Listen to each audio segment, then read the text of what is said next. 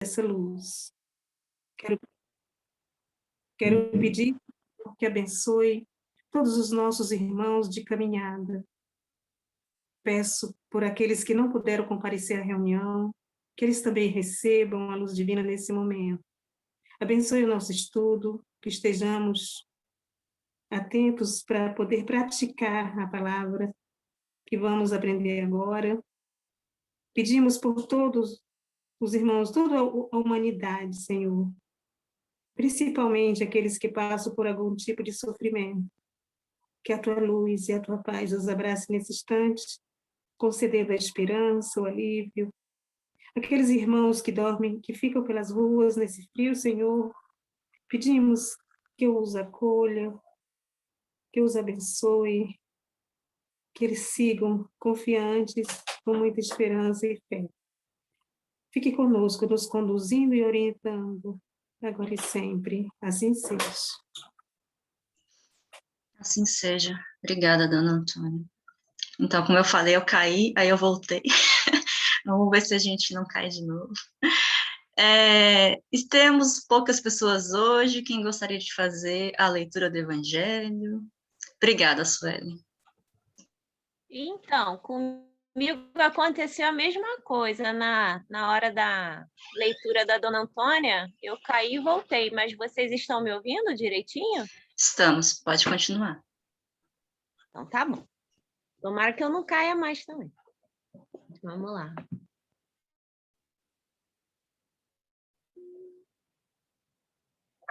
Tá. Abrindo o capítulo 25, item 1. Buscai e achareis. Ajuda que o céu te ajudará. Capítulo 25, item 1. Pode ir, 25, item 1. Vou lá, então, vou começar. Ajuda-te que o céu te dará. Pedi e vos será dado. Buscai e achareis. Batei a porta e ela vos será aberta. Porquanto quem pede recebe, quem procura acha. E aquele que bate a porta, ela se abrirá. Qual o homem dentre vós que dá uma pedra ao filho que lhe pede pão? Ou se pedir um peixe, lhe dará uma serpente? Se sendo maus sois, sabeis dar boas coisas aos vossos filhos, não é lógico que, com mais forte razão, vosso Pai que estais nos céus, dê os bens verdadeiros ao que lhes pedem? Mateus 7, versículo do 7 a 11. Do ponto de vista terreno, a máxima buscai e achareis é semelhante a esta outra. Agir que o céu te ajudará. É o princípio da lei do trabalho e, por conseguinte, da lei do progresso. Pois o progresso é filho do trabalho, visto que o trabalho põe em ação as forças da inteligência. Na infância da humanidade, o homem só aplica a inteligência à procura do alimento, dos meios de se preservar das intempéries e de se defender dos seus inimigos. Porém, lhe concede mais do que facultou aos animais, desejo incessante de melhorar. E é esse desejo que o impele à pesquisa dos meios de melhorar a sua posição, que o leva a descobertas, às invenções, ao aperfeiçoamento da ciência, pois é a ciência que proporciona o que lhe falta. Por meio das pesquisas, sua inteligência se endurece, se depura. As necessidades do corpo cedem à dos espíritos. Depois do alimento material, ele precisa do alimento espiritual. É assim que o homem passa da selvageria à civilização. Mas o progresso que cada homem realiza individualmente durante a vida é bem pouca coisa. imperceptível mesmo em número deles. Como então a humanidade poderia progredir sem a existência e a resistência da alma? Se as almas se fossem todos os dias para mais voltarem, a humanidade se renovaria incessantemente com os elementos, como os elementos primitivos, tendo de fazer tudo, de aprender tudo. Não haveria, pois, razão para que o homem se ache hoje mais adiantado do que nas primeiras idades do mundo, uma vez que, no conhecimento, todo o trabalho intelectual teria de recomeçar. Ao contrário, voltando com o progresso que realizou e adquirindo cada vez alguma coisa a mais, a alma passa gradualmente da barbárie à civilização material e desta à civilização moral. Se Deus houver dispensado o homem o trabalho do corpo, seus membros se teriam atrofiado. Se o tivesse dispensado do trabalho da inteligência, seu espírito teria permanecido no estado de instinto animal. É por isso que ele fez do trabalho uma necessidade e lhe disse: busca e acharás, trabalha e produzirás. Dessa maneira serás das tuas obras, terás o mérito delas e serás recompensado de acordo com o que lhe haja feito. Aí, Silvia, falta mais um item. Faltam dois, o 4 e 5. Eu não sei se a gente para, se a gente lê. Você que sabe, se você quiser comentar um pouquinho, depois a gente continua. Você quer? Pode ser, então. Pode ser, né? A gente depois, então. Esse capítulo, ele é muito interessante, né? Porque ele começa com esse verbo mesmo de ação, de buscar, de iniciativa, que mostra muito também a importância da nossa movimentação e não apenas da gente ficar na inércia e esperar que as coisas aconteçam. Eu fiquei muito tocada.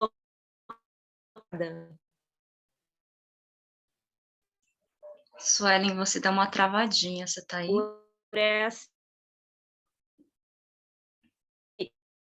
Por esse chamado de Deus mesmo, orientando o nosso trabalho, a nossa ação, em prol do nosso progresso.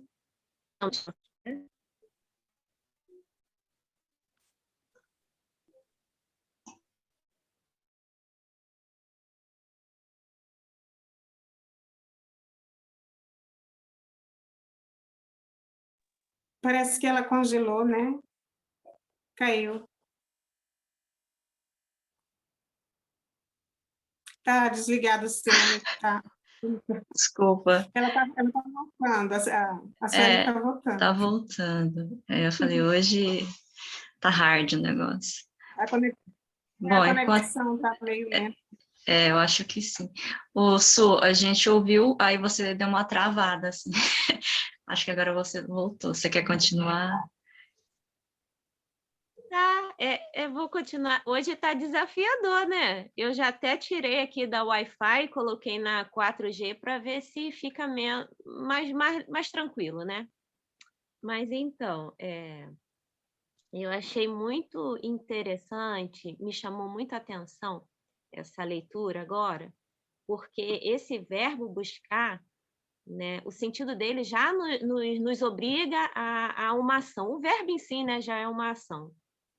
Mas, então, ele tem essa orientação de movimento, de que a gente precisa ter iniciativa e não apenas nos acomodarmos e ficarmos numa posição de inércia, aguardando as mudanças, as transformações, um momento ideal para a gente se sentir bem-aventurados, né? Então, essa leitura me fez pensar na importância da gente ter iniciativa, claro, pedir a Deus, principalmente coragem e orientação, mas nos posicionarmos e pedir orientação para termos também boas atitudes e boas escolhas, mas a necessidade do trabalho, da ação.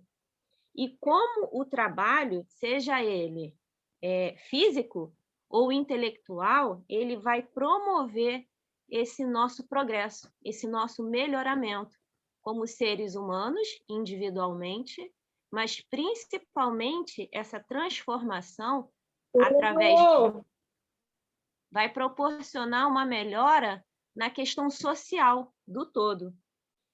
E eu achei muito bonito uma parte aqui que fala que visto que o trabalho põe em ação as forças da inteligência. Achei muito bonito esse texto que fala sobre a importância mesmo da inteligência, da ciência, mostrando que ela é a nossa aliada.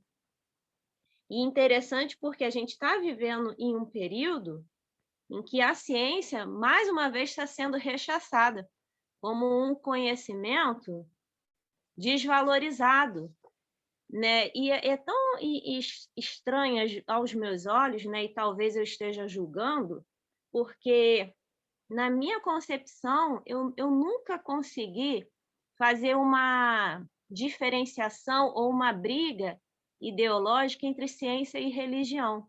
Eu nunca tive esse conflito. Mas ainda hoje a gente vê isso, às vezes, em alguns posicionamentos, em algumas ideologias, como se isso fosse conhecimentos e ações distantes, díspares, opostas, quando na realidade não é, né? O fato de termos esse grande poder, que é o nosso intelectual, isso nos aproxima, sim, do nosso melhor. E se nos aproxima do nosso melhor, deveria também nos aproximar ainda mais de Deus, né? E essa inteligência mais desenvolvida, como a leitura diz, é também um alimento para o nosso espiritual. E assim, o interessante é que no início, né, tempos mais atrás, a nossa busca era principalmente pela nossa sobrevivência, na questão física mesmo, né? E hoje nós estamos em um estágio em que, é claro, não posso generalizar, porque existem ainda grupos sociais que vivem dentro dessa realidade mesmo, de um dia após o outro estarem lutando pela sua sobrevivência física mesmo. Mas, assim, existe também uma parte da humanidade que está numa fase que essa sobrevivência física já não é algo tão preocupante. Até é preocupante, mas existe também essa questão de a gente buscar o nosso progresso moral, o nosso alimento espiritual, né? Eu acho que é isso. Aí eu vou deixar a Silvia falar alguma coisinha e depois eu volto a falar também. Vou falar alguma coisinha, depois a dona Antônia vai falar. Não, eu concordo com o que você falou, Sueli. Eu também entendo que a gente vive um momento de uma certa repulsão até a ciência, um movimento contrário, né? E talvez uma falta de entendimento de como a gente precisa dela em tudo que a gente faz. Para uma pessoa usar o celular e acessar uma rede social para poder se manifestar contra a ciência, ela usou ciência produzida, pesquisada durante muitos e muitos anos, que possibilitou que ela tivesse um celular que se ela comunicasse com um monte de gente em tempo real, né? Então, talvez se a gente tivesse a percepção de que a gente usa ela para tudo, mas acho que às vezes não consegue relacionar uma coisa com a outra. Às vezes a pessoa fala cientista, imagina um cara num laboratório de jaleco branco, né, fazendo experiências. É uma visão muito limitada ainda do que é a ciência, né, entendeu? Mas e que todas as áreas do conhecimento estão ligadas à ciência, né. foram sendo sistematizados ao longo do ano. Quando você comentou, eu achei isso muito preciso, assim, a sua colocação, de que hoje em dia as pessoas ainda lutam pela sobrevivência. Quando o texto fala antigamente, né, a gente pensa assim, homem das cavernas, né, até me remete um pouco à arqueologia, né, o começo ali do desenvolvimento do homem, que você realmente tinha lá grupos nômades que iam atrás do alimento, e essa era a principal preocupação. E conforme você desenvolveu ferramentas, tecnologia, isso acabou sendo cada vez menos uma preocupação. A agricultura, né, produzir o próprio alimento, etc. e tal. Mas aí você percebe que houve uma evolução da sociedade como um tal, mas também a partir dessa evolução da sociedade, da organização da sociedade, você cria um sistema socioeconômico em que essa distribuição ela não é igual e que num mundo onde você tem tecnologia, você tem condições de produzir alimentos, você ainda tem uma parte da população que não tem o alimento. Então, não é uma questão de não produzir, né? De não ter capacidade, é uma questão de você ter uma diferença socioeconômica muito grande que exclui uma parcela da população desses bens básicos. É uma contradição incrível, assim, se a gente for pensar, né? É um sistema social para ser pensado, eu acho, né? A gente está fazendo alguma coisa muito errada para no pleno século XXI ter gente morrendo de fome ainda. Então, há um problema muito grande moral, a gente precisa evoluir muito moralmente ainda, né? Evoluímos tecnologicamente, e o texto fala sobre isso, sobre a encarnação, como uma maneira de acumular o conhecimento. O espírito, né, vai ficando cada vez, agregando cada vez mais, né? Cada vez que você reencarna, e aí você contribui um pouco mais. Então, você está tendo essa oportunidade de reencarnar, de deixar a tua contribuição. Está faltando a gente agora evoluir moralmente para entender que tem uma parcela dessa população que ainda não tem benefício ao sistema de saúde básico, ao alimento do dia a dia, né? Então, caçar o alimento hoje em dia não é ir atrás de um bicho com um arco e flecha, mas é, infelizmente, revirar o lixo para encontrar algum resto de comida, ou numa praça de alimentação, né? Essa é a situação que a gente vive hoje, ainda mais na pandemia. Eu estava vendo uma reportagem essa semana que, no início da pandemia, São Paulo, capital, tinha cerca de 26 mil pessoas, moradores de rua, acho que é isso, e agora tem 40 mil. Acho que é esse o número, né? Quer dizer, quase dobrou o número de moradores de rua com essa pandemia. Então, são cada vez mais pessoas precisando de alimento, assim, pessoas que antes tinham um emprego, tinham condições de pagar um aluguel e de repente não tem mais um emprego, não tem família e foi morar na rua, né? Então, assim, temos que pensar como estamos usando essa tecnologia, essa ciência, tudo isso que nós temos, para trazer uma condição mais igualitária para todos. Eu acho que isso tem a ver com a nossa evolução moral, com a nossa consciência de que isso é necessário. Mas eu acho que, por enquanto, é isso que eu tenho para falar.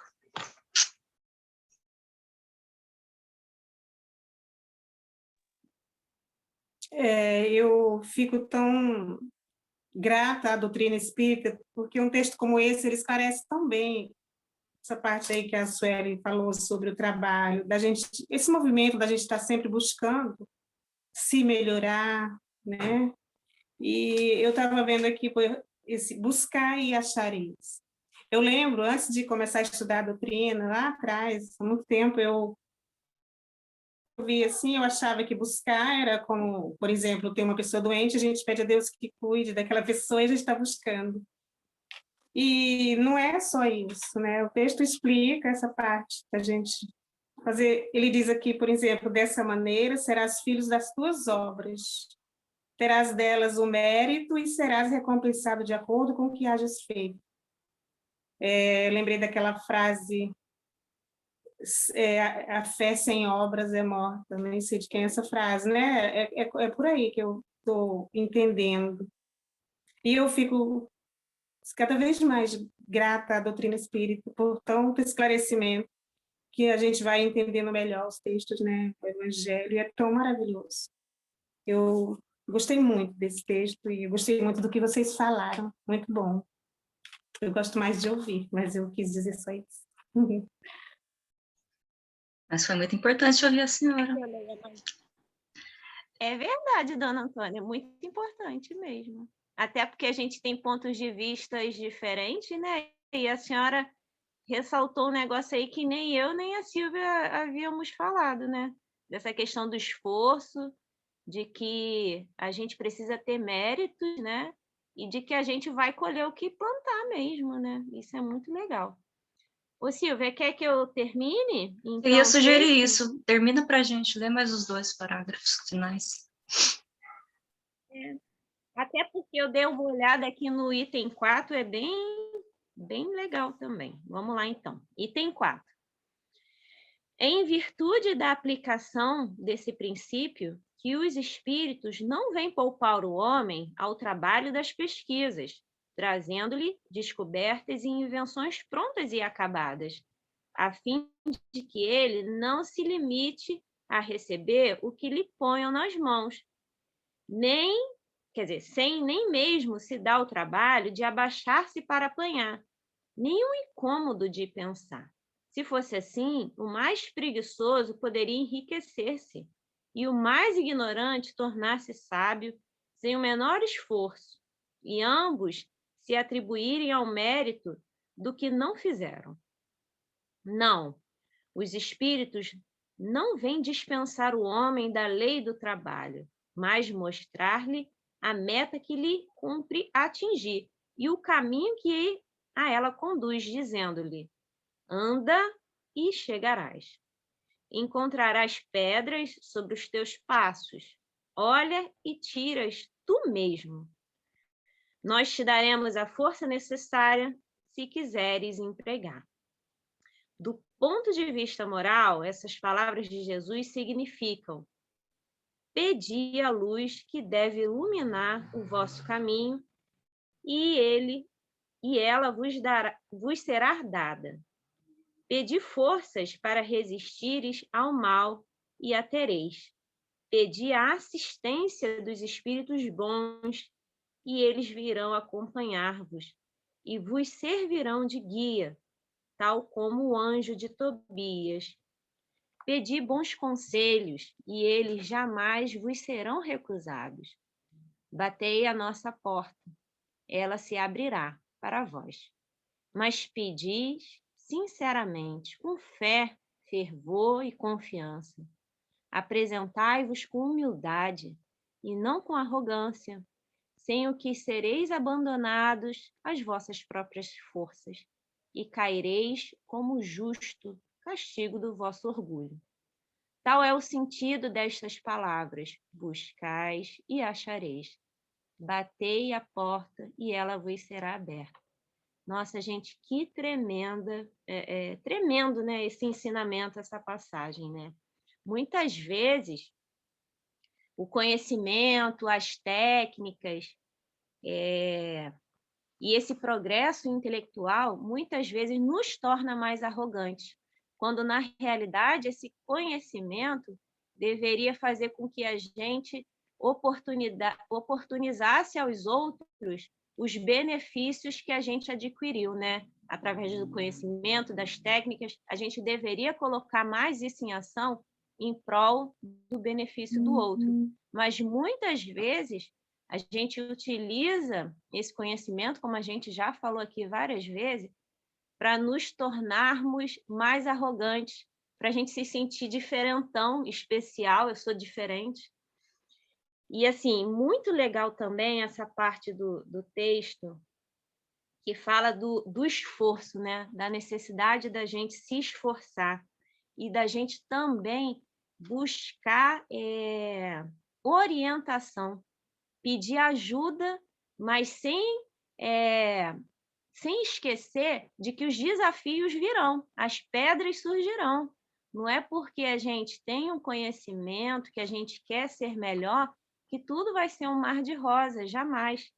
E saber o que pedir, né? Muitas vezes a gente pede de maneira equivocada e talvez não tão sábia.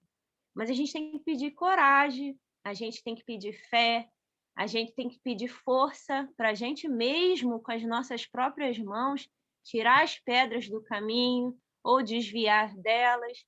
E o que é muito importante, sinceridade, pedir de coração, pedir com fé, fervor e confiança. Então, se a gente pede no automático, não vai surtir efeito, porque Deus sonda o nosso coração, né? Então, assim, que a gente tenha muita confiança, muita fé, muita coragem, que a gente peça sempre a Deus muita sabedoria para iluminar nossos pensamentos, para que a gente possa, durante os nossos dias de existência aqui na Terra, termos boas escolhas. É isso. O final do texto retomou um pouco do que a gente já tinha falado, né, e reafirmou o que a gente meio que comentou. Acho que é isso, o texto falou, não, é isso, meninos, é por aí mesmo. E enquanto você estava falando, eu pensei que um dos motivos de talvez não se usar o conhecimento, não só o orgulho, mas é quando você tem um outro interesse, que é o lucro, né? Às vezes, se a pessoa que detém a tecnologia não vê que ela pode ter o lucro, ela não divide a tecnologia, digamos assim. Então, você vê isso, às vezes, em energias renováveis, né? Existem várias possibilidades, mas elas não são tão rentáveis do que os combustíveis fósseis. Então, por uma questão de logística de mercado, você acaba usando uma fonte mais poluidora. São coisas para se pensar mesmo, os motivos, né? O que nos movem. E isso de que tudo que você pede, você vai ter, eu concordo. Por isso que a gente fala, cuidado com o que você pede, você vai obter, né? E como a gente fala aqui, quanto maior o nosso conhecimento, maior a nossa responsabilidade, né? Então, a gente está aqui, a gente está estudando todos os dias, a gente tem que pôr em prática, a gente tem que... se a gente está pedindo conhecimento e se a gente está estudando, se a gente está entendendo, a gente tem que começar a praticar ele, né? Eu acho. Não, acho que tem que ser uma questão de olhar para a gente, tipo assim, tá, por que eu estou estudando todos os dias? Por que eu estou aqui? Por que eu estou pedindo iluminação, conhecimento, né? Igual a gente pede nas preces, igual a gente fala. O que eu vou fazer com isso agora que eu estou tendo, né? Eu acho que é isso, essa é uma pergunta que a gente tem que se fazer. E, como já foi dito, às vezes não são grandes mudanças, né? A gente não precisa ganhar um prêmio Nobel da Paz, a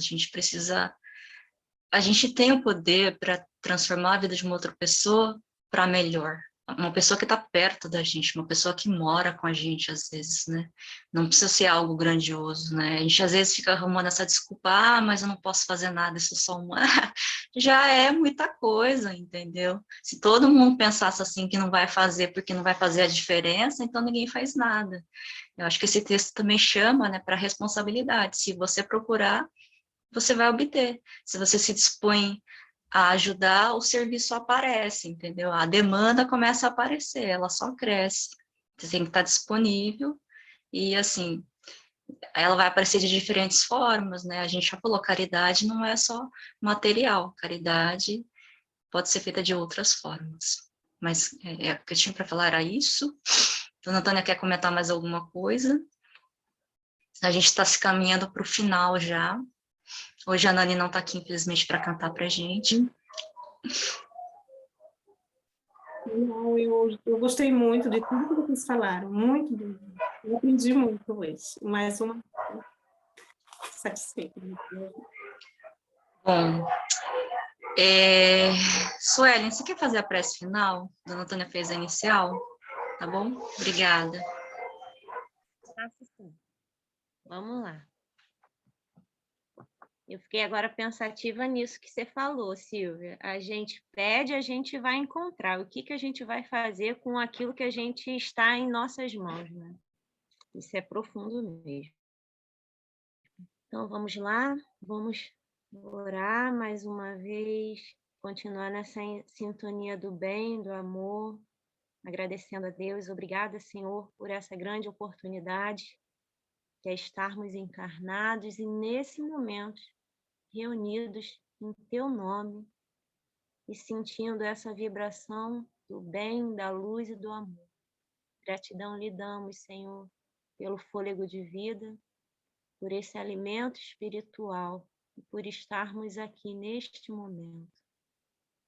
Pedimos, Senhor, com muita humildade, com sinceridade e fé, que o Senhor possa iluminar as nossas mentes, os nossos corações. Está com cada um que esteja adoentado no corpo físico ou no corpo espiritual, que o Senhor possa acolher e orientar todas essas almas.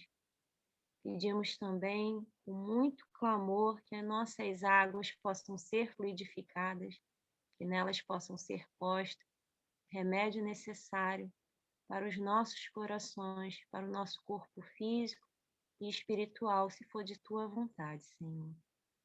Agradecemos essa grande oportunidade, que tenhamos cada vez mais responsabilidade com aquilo que adquirimos aqui nessa reunião.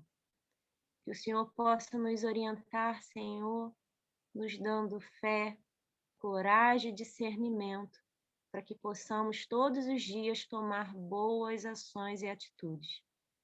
Ilumina, Senhor, os nossos passos, nos oriente, hoje e sempre. Amém. Assim seja. Que assim seja. Linda prece. Dá tempo para nossa foto, então. Alguém quer abrir a câmera? Só tem a Dona Sueli aí, eu acho que não. Dá um tempinho enquanto eu abro a tela aqui. 1, 2, 3, sorriam. Pronto, pode se mexer. Eu não sei, tá. Achei que tivessem congelado. Gente, obrigada, boa noite. Até amanhã, se Deus quiser. Um beijo e tchau.